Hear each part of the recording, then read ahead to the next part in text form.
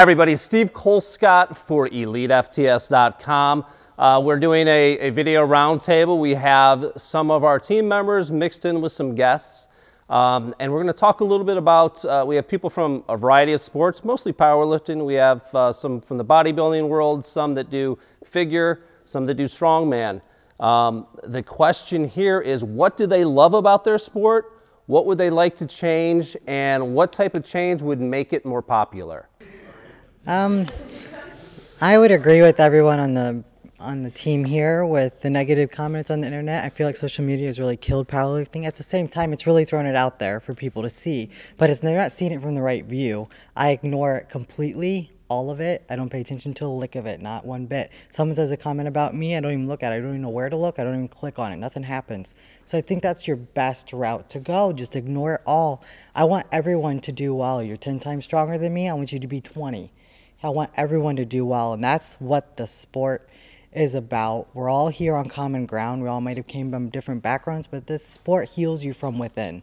We're all lifting for the same purpose, and if we could just stay there and have less greedy hands in the bowl, this sport would take off. But until that, until people just kind of back down and really want to see the sport uprise instead of tearing everybody down for depth and knees wrapped and not so raw and raw, whatever, I don't even know.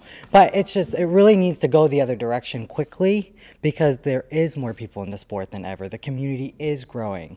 So, but it needs to grow on a positive level, not I want to beat this person. It needs to grow on a bigger level than that.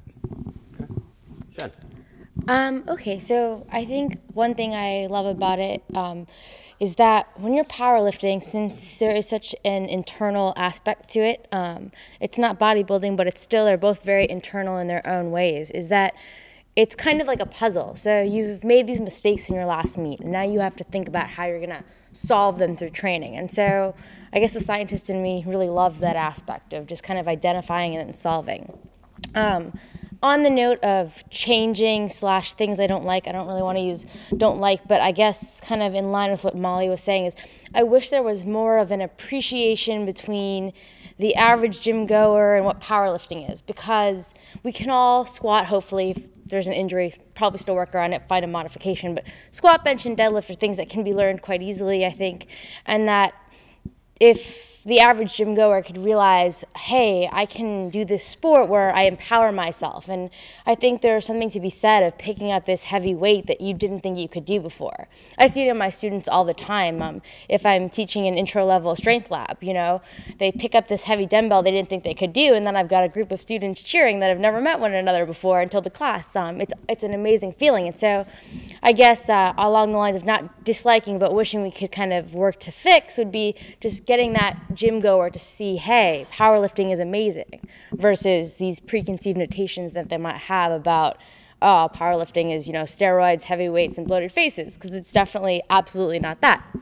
And so it's so much more. And then to become more popular, I think that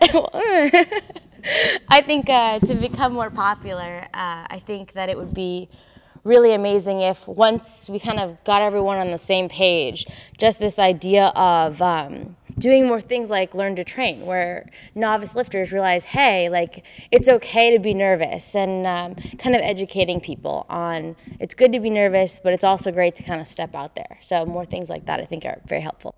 Okay. Sherry, tell us a little bit about if you could mention kettlebell competition and powerlifting in your answer. Sure, Steve, thank you.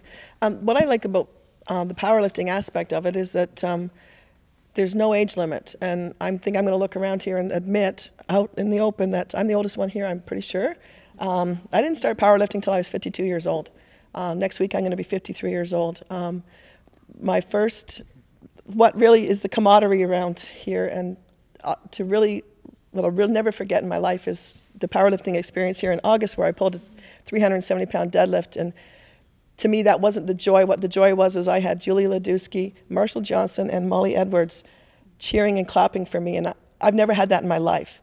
So you cannot even tell how special this is. The people, the cheering, and the camaraderie in powerlifting is beyond anything I've ever done. Kettlebell sport is also the same. It's a team sport, but it's also an individual. It's the same thing. It's a grueling sport. It's a 10-minute event. I'd rather deadlift 400 pounds than do a 10-minute kettlebell event, I'll be honest. I did both events last year. They're both very grueling, I'm not going to lie. So the age is a huge factor in this. You're never too old to start. You're never too young to start. Anybody can do this sport. I've had injuries. I have a major back surgery. There's no limits. This was a gift for me. I'll learn from it. I'll grow from it. What I would like to see changing is just some of the events. There just are such long days. I'm getting old, you know. So, you know, bedtime is 8 o'clock. Some of these events, like Relentless last year, went to 11 p.m. Like, you know, they are long days. Otherwise, I haven't been in the sport long enough to know anything negative. I see nothing but positive. I look in the positive, bright side of everything. So, as far as growing the sport, my clients, my kettlebell people, they look at me and they look up to me and they think, wow, Sherry, this is amazing with what you've been through with your back and your knee. And a year ago, my doctor said never squat again. Here I am squatting 330 pounds today. So, you know, F you, doc, I'm just going to squat. So, anyways, yeah, just lead by example. You know, I can do it. You guys can do it. Can I do this? Yes, you can do it. Yes, you can.